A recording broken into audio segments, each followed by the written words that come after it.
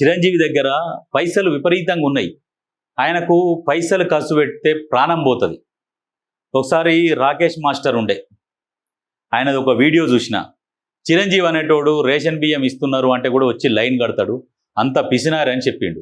వాస్తవానికి చిరంజీవి చాలా పిసినారి, ఒక్క పైసా కూడా పోనీయాడు. ఎక్కడనో ఒక దగ్గర ట్రస్టుల దగ్గర నుంచి ట్యాక్స్ ఉపశమనం పొందుతాము, ట్యాక్స్ నుంచి మినహాయింపు అవుతుంది అంటేనే దానం చేస్తాడు. కానీ సొంతంగా చేతి నుంచి దానం చేసే వ్యక్తి చిరంజీవి కాదు.